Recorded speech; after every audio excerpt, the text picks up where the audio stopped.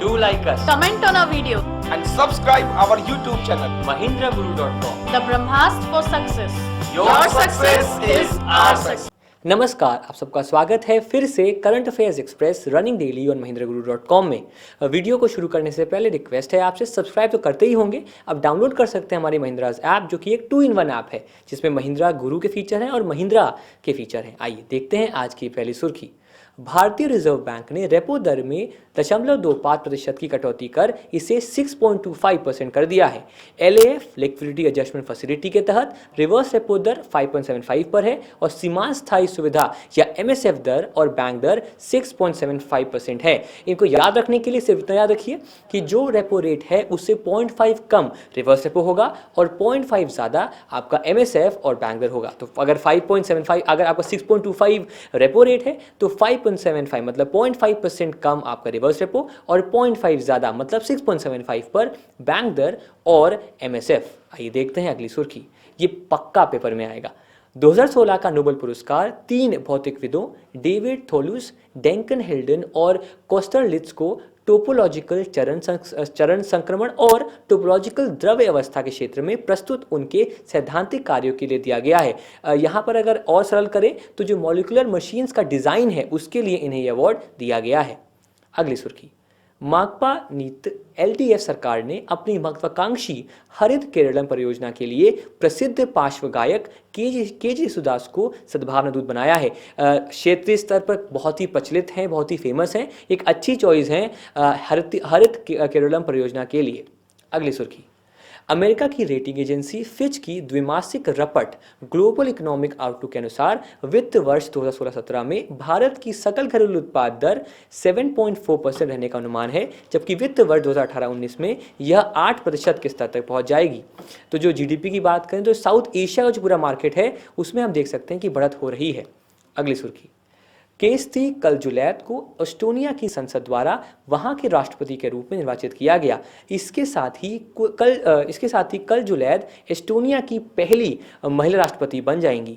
अगली सुर्खी, अच्छी खबर राफेल विमान के लिए। अनिल अंबानी के नेतृत्व वाली कंपनी रिलायंस इंफ्रास्ट्रक्चर ने फ्रांस की दसॉल्ट के साथ विमानन क्षेत्र में साझा उपक्रम बनाने हेतु घोषणा की है। राफेल लड़ाकू विमान बनाने वाली कंपनी दसॉल्ट के साथ मिलकर रिलायंस एरोस्पेस का गठन करेगी। तो उम्मीद है कि जल्द हमें मिल जाएगा आपका राफेल लड़ाकू विमान। अगली सुर्खी, तेलंगाना राज्य सड़क परिवहन निगम TSRTC ने फ्रांसीसी सरकार के साथ एक सहमति ज्ञापन पत्र पर हस्ताक्षर किए हैं, जिसके तहत पायलट परियोजना के आधार पर integrated intelligent transport system ITS के लिए कोष अध्ययन के लिए लागू किया जाएगा।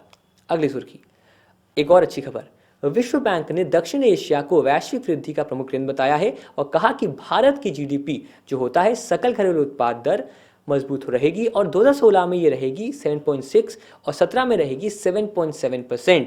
तो चाहे आप विश्व बैंक की बात कर लें, IMF की बात कर लें, जो एक GDP ग्रोथ रेट है वो बेहद अच्छा है भारत के लिए।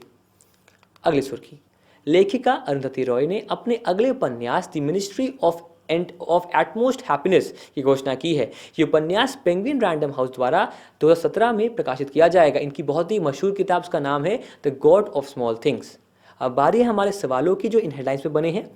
LDF सरकार ने अपनी महत्वाकांक्षी हरित केरलम परियोजना के लिए निम्न में से किसको सद्भावना दूत बनाया है?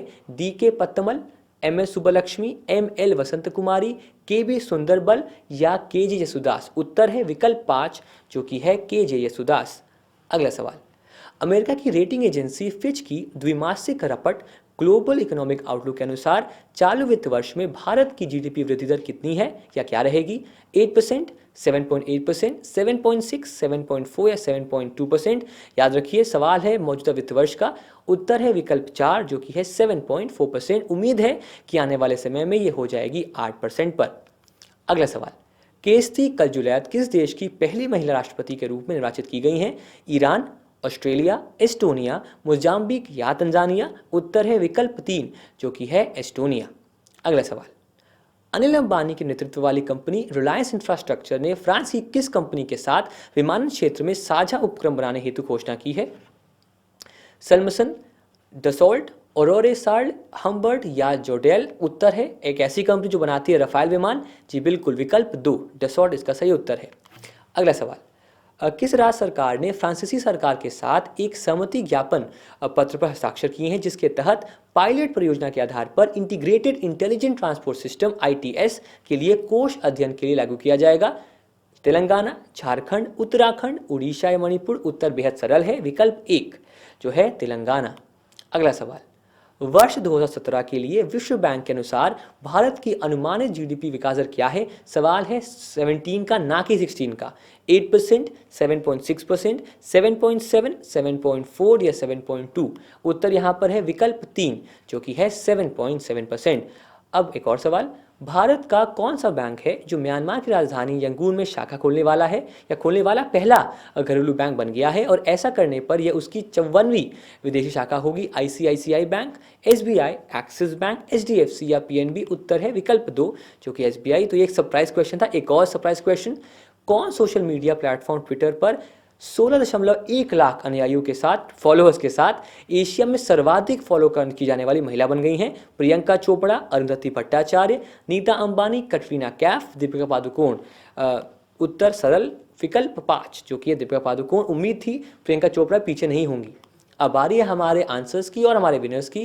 Rodrigo Duterte, enhanced defence cooperation agreement, golf, Iraq, Vernet X holding corporation. और विनर्स रहे अजय यादव, तरन्नुम सैफी, प्रवीण कुमार रेड्डी सूरा, महर्षि राज सिंह, सुधीर सिंह, आर्यन निर्मल, BK हितेन, मनीष शर्मा, आदर्श कुशवाहा और अभिलाष पाठक। अगर आप चाहते हैं इस लिस्ट में आना तो आपके लिए हम पेश करते हैं द न्यूज़पेपर क्विज। सवाल पहला, यूरोपीय अंतरिक्ष एजेंसी का मुख्यालय कहाँ है? अभी मूवी आ रही है इन्फर्नो, से पहले आई थी डा विंची कोड, तो वहाँ इस ESA का काफ़ी यूज़ है। दर्मस्टड जर्मनी, सेंट पीटर्सबर्ग रूस, कीवी यूक्रेन, मैड्रिड स्पेन या बुकरसेटी रोमानिया? अगला सवाल, पाकिस्तान में भारतीय उच्चायुक्त कौन है? सत्यव्रत पाल, TCA राघवन, शरद सभरवाल, गौतम बम्बावले या सुबिमल दत्त? प्रश्न 3, IT क्षेत्र की प्रमुख कंपनी कॉग्निजेंट ने अपने नए अध्यक्ष के रूप में कंपनी के वरिष्ठ कर्मचारी राजीव मेहता को नियुक्त किया है। उन्होंने निम्न में से किसका स्थान लिया है जिन्होंने कंपनी से इस्तीफा दे दिया है? Gordon Coburn, Francisco D'Souza, Gautam Bambawale, Nilesh Nahani या सुरेश मल्होत्रा? प्रश्न 4, BSS माइक्रो फाइनेंस के 99.49% इक्विटी का अधिग्रहण करने के लिए कोटक महिंद्रा बैंक द्वारा कितनी राशि का निवेश किया गया है? 130, 149, 199, 193 या 139? उत्तर आपको देना है। अगला सवाल, पेरिस समझौते निम्नलिखित में से किससे संबंधित हैं? स्वच्छता, ग्लोबल वार्मिंग, कुपोषण, स्वास्थ्य या अंतरिक्ष प्रौद्योगिकी? तो ये थे हमारे 5 सवाल। उम्मीद करते हैं कि आप इन सवालों को उत्तर देंगे और हमारे फेसबुक पर और हमारे वीडियो में आपका नाम शामिल होगा। लाइक करें, कमेंट करें और शेयर करें और बिल्कुल सब्सक्राइब करें, क्योंकि आपकी सफलता में ही हमारी सफलता है। धन्यवाद।